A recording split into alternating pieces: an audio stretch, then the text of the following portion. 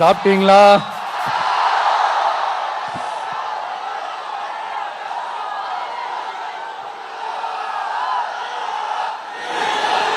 அண்ணா அவர்களுக்கு ஒரு வணக்கம், பெரியார் அவர்களுக்கு ஒரு வணக்கம். இப்ப நான் எந்த மண்ணில் நின்னுட்டு இருக்கிறேன் தெரியுமா? ஆண்டவர் அன்போட நெல்லுக்கடை மாரியம்மன் அன்னை வேளாங்கண்ணி ஆசியோட கடல் தாய் மடியில் இருக்கிற என் மனசுக்கு ரொம்ப நெருக்கமான நாகப்பட்டினம் மண்ணில் இருந்து நின்று பேசிட்டு இருக்கிறேன்.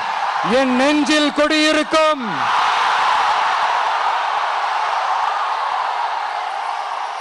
உங்கள் அனைவருக்கும்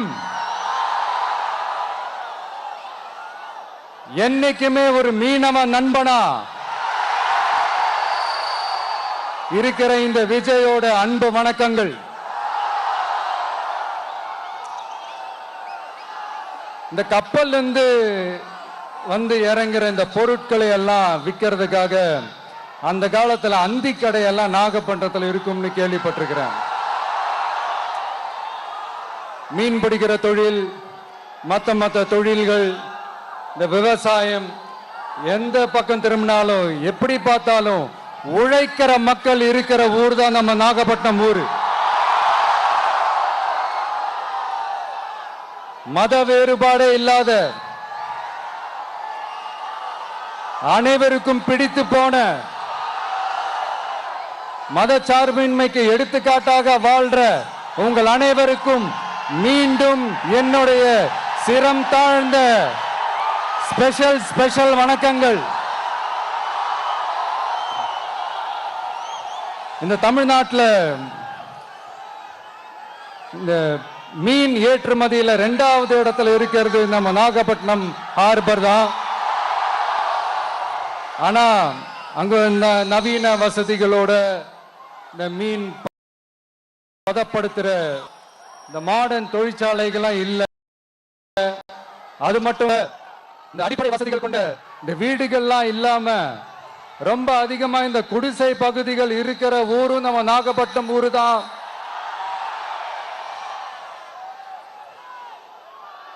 இந்த முன்னேற்றத்திற்கெல்லாம் எங்கள் ஆட்சிதான் சாட்சி.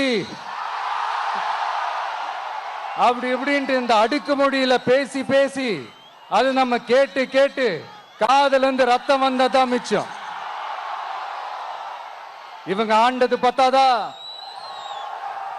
இப்படி தவிக்கிறாங்களே நம்ம மக்கள், அது பத்தாதா?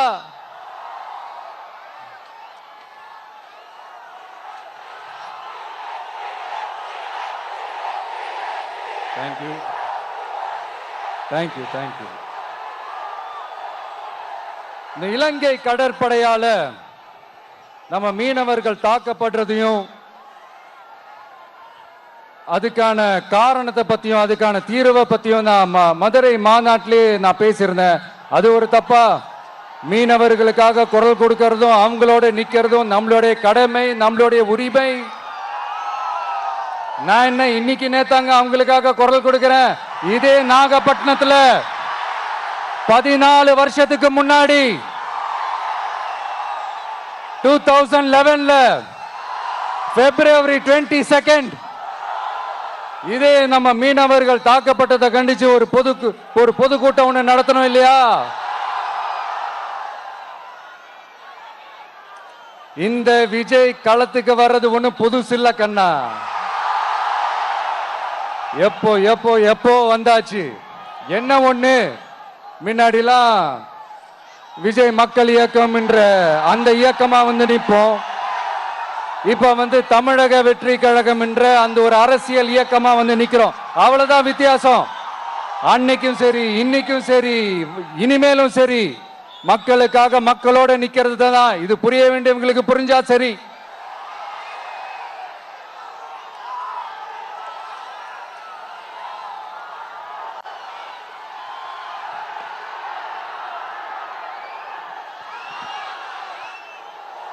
மீனவர்களுக்காக குரல் கொடுக்கிற இதே சமயத்தில் நம்ம தொப்புள் கொடி உறவுகளான ஈழத் தமிழர்கள், அவங்க இலங்கையில் இருந்தாலும் உலகத்துல எந்த மூலையில இருந்தாலும் தாய் பாசம் காட்டின தலைவனை இழந்து தவிக்கிற அவங்களுக்காகவும் குரல் கொடுக்கிறது, அவங்களுக்காகவும் நிக்கிறது நம்மளோட கடமை இல்லையா? மீனவர்களோட உயிர் எந்த அளவுக்கு முக்கியமோ அந்த அளவுக்கு ஈழத் தமிழர்களோட அவங்களுடைய கனவுகளும் அவங்களுடைய வாழ்க்கையும் நமக்கு ரொம்ப ரொம்ப முக்கியம்.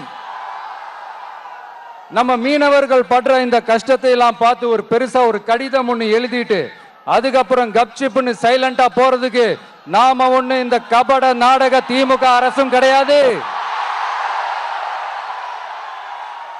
மத்த மீனவர்கள்னா இந்திய மீனவர்கள், நம்ம மீனவர்கள்னா தமிழக மீனவர்கள், இப்படி பிரிச்சு பார்த்து பேசுறதுக்கு நாம ஒண்ணு பாசிச பாஜக அரசும் கிடையாது.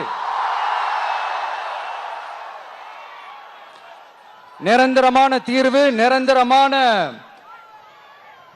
ஒரு இந்த ப்ராப்ளத்தை சால்வ் பண்றது தான் நம்மளுடைய ஒரு முக்கியமான ஒரு அஜெண்டாவே. சரி, இப்ப நம்ம நாகப்பட்டினம் ஏரியாவுக்கு வருவோம்.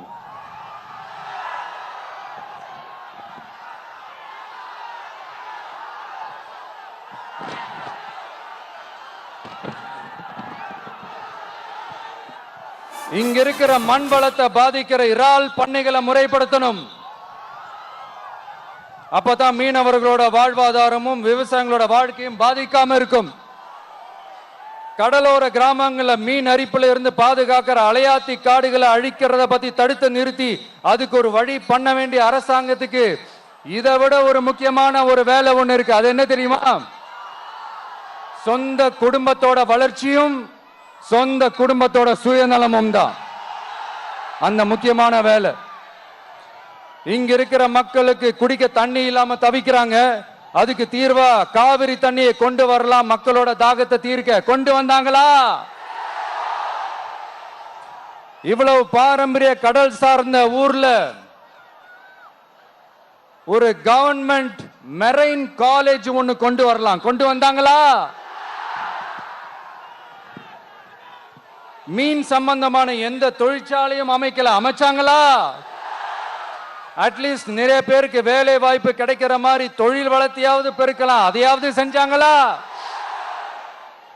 ஆனா ஒவ்வொரு டைமும் வெளிநாட்டுக்கு டூர் போயிட்டு வர்றப்பெல்லாம் அத்தனை கோடி முதலீடு, இத்தனை கோடி முதலீடுன்னு சிஎம் அவர்கள் சிரிச்சுக்கிட்டே சொல்லுவாரு. சிஎம் சார், மனசை தொட்டு சொல்லுங்க, வெளிநாட்டு முதலீடா இல்ல வெளிநாட்டுல முதலீடா? ஒட்டுமொத்த தமிழ்நாட்டுக்கும் முதலீடா இல்ல உங்க குடும்பத்தோட முதலீடு வெளிநாட்டுக்கு போகுதா? வேளாங்கண்ணி, நாகூர், கோடியக்கரைன்னு இங்க இருக்கிற டூரிஸ்ட் பிளேஸ் எல்லாம் கொஞ்சம் நல்லா டெவலப் பண்ணலாம். பண்ணா என்ன குறைஞ்சா போயிடுவீங்க? வேதாரண்யம் பகுதியில் உப்பு ஏற்றுமதி செய்யறதுக்கு வசதியை செஞ்சு கொடுக்கலாம். செஞ்சாங்களா? நாகூர் ஆண்டவர் அரசு மருத்துவமனையில பிரசவம் பார்க்கிற டாக்டரே இல்லையா? நாகப்பட்டினம் புது பஸ் ஸ்டாண்டையாவது சுத்தமா சுகாதாரமா வச்சுக்கிறாங்களா? நாகப்பட்டினம் ரயில்வே ஸ்டேஷன் வேலைகளை சீக்கிரமா முடிச்சு வைக்கலாம். அதையாவது செஞ்சாங்களா? இங்க ஏற்கனவே இருந்த ஸ்டீல் ரோலிங் மில்லையும் ரயில் பெட்டி தயாரிக்கிற தொழிற்சாலை மூடிட்டாங்க. அத மறுபடியும் திறந்தா நிறைய பேருக்கு வேலை வாய்ப்புகள் கிடைக்கும். ஏன் அதை பத்தி யோசிக்கல? மேலக்கோட்டை வாசல் NH மேம்பாலம் கட்டி 50 வருஷம் ஆச்சு. அது சரியா மேம்படுத்தலாம். அதை செஞ்சாங்களா? Thanjavur to Nagapattinam NH road வேலை பல வருஷமா நடக்குது. இன்னும் முடிச்ச பாடே காணும். அதை வேகப்படுத்தி முடிச்சிருக்கலாம். அதையாவது செஞ்சாங்களா? ரொம்ப முக்கியமா நெல்லு மூட்டையெல்லாம் மழை காலத்துல வெள்ளத்துல நனைஞ்சு நம்ம விவசாயிங்க எவ்வளவு வேதனைப்படுறாங்க. அதுக்கு சரியான ஒரு குடவுன் கட்டி தரலாம். அதையாவது கட்டி தந்தாங்களா? எலெக்ஷனுக்கு முன்னாடி திமுக காரங்க வந்து செய்வோம் செய்வோம் செய்வோம் செய்வோம்னு சொன்னாங்களே, செஞ்சாங்களா? இதெல்லாம் எதுவுமே செய்யாம எல்லாத்தையும் செஞ்ச மாதிரியே அதையும் பெரியமையா வேற சொல்லுவாங்க இவங்க. நான் வந்து போன வாரம் திருச்சிக்கும் அரியலூர் மாவட்டத்துக்கும் போய் நம்ம மக்களை சந்திக்க போயிருந்தேன். அப்போ பெரம்பலூரும் போக வேண்டியது. அங்க சில ரூல்ஸ் அண்ட் ரெகுலேஷன்ஸ், ஒரு கட்டத்துக்கு அப்புறம் இந்த பஸ்ஸே மூவ் ஆகல. அதுக்கப்புறம் அதை தாண்டி ஒரு டைமுக்கு மேல பேசுறது, சரி அதெல்லாம் விடுங்க. இந்த நேரத்தில் பெரம்பலூர் பகுதி மக்களுக்கு நான் மன்னிப்பு கேட்டுக்கிறேன். சீக்கிரமாவே உங்களை தேடி நான் வருவேன் ஃபார் ஷுவர். நம்ம வந்து இந்த டூர் பிளான், இந்த ஷெட்யூல் போட்டதுக்கு அப்புறம் அது என்னப்பா சனிக்கிழமை சனிக்கிழமை சனிக்கிழமை அப்படின்னு ஒன்று ஸ்டார்ட் ஆச்சு.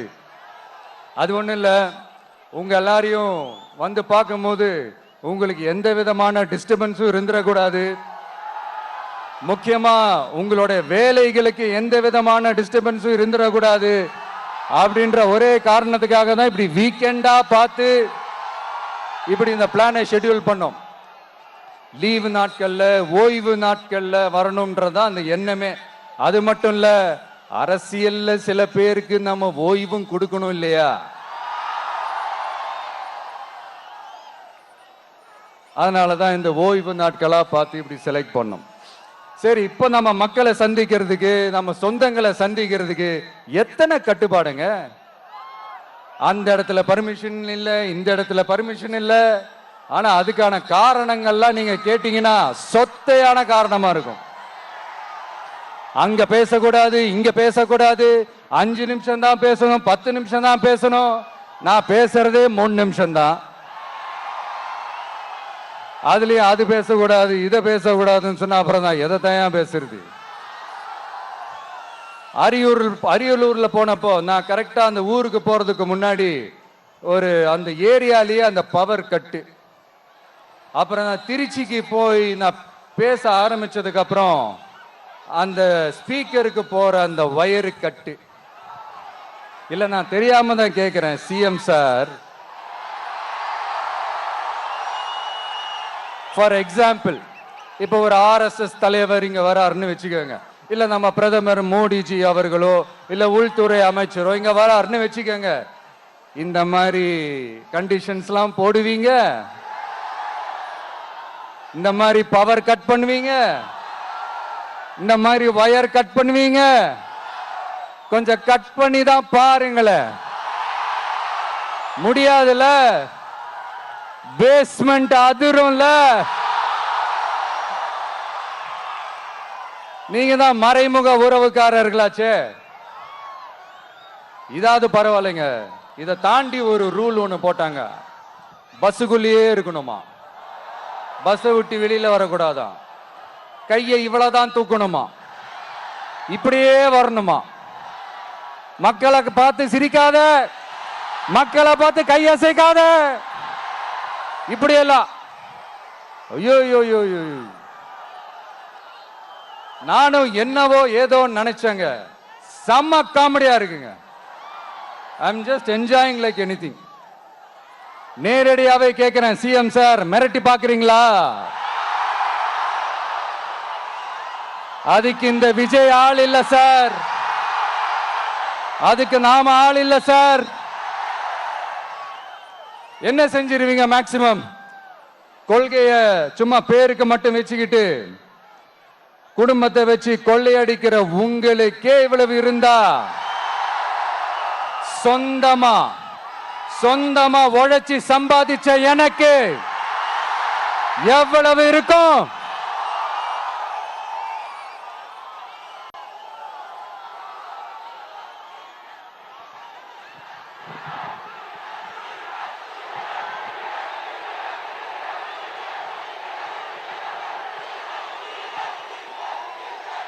தேங்க்யூ நண்பா.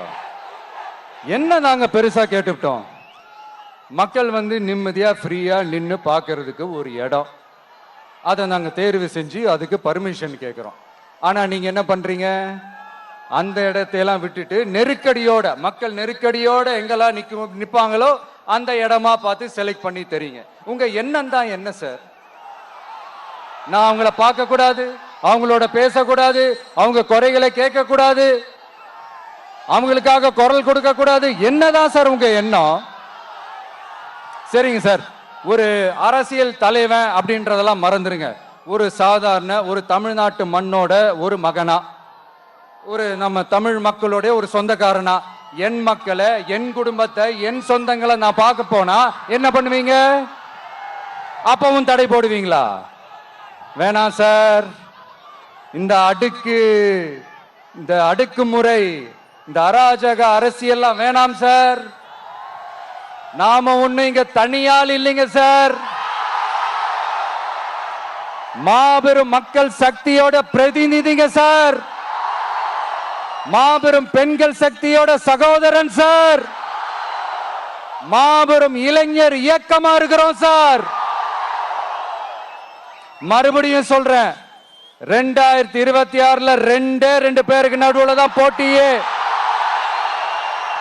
ஒண்ணு இன்னொன்னு, ஒண்ணு இன்னொன்னு.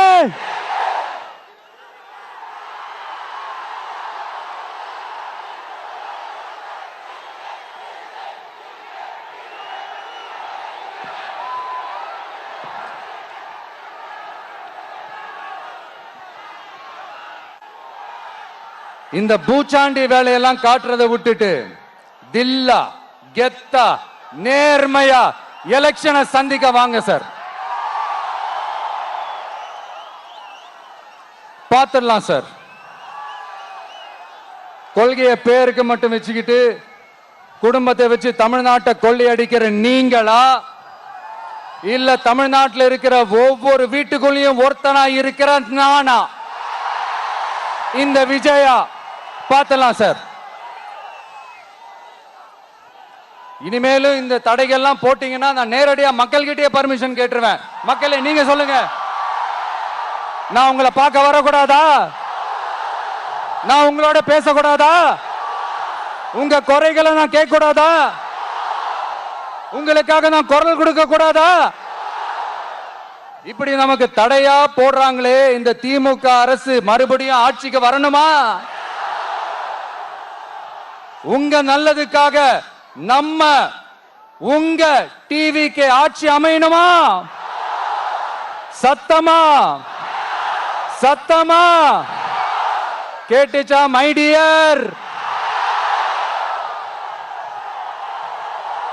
ஏன்பா, நான் தான் அப்பவே சொன்னல, அவருக்கு ஆசையா பாசமா கூப்பிட்டா பிடிக்க மாட்டேங்குது. ஏன்பா மறுபடியும்? கேட்டுச்சா சிஎம் சார்?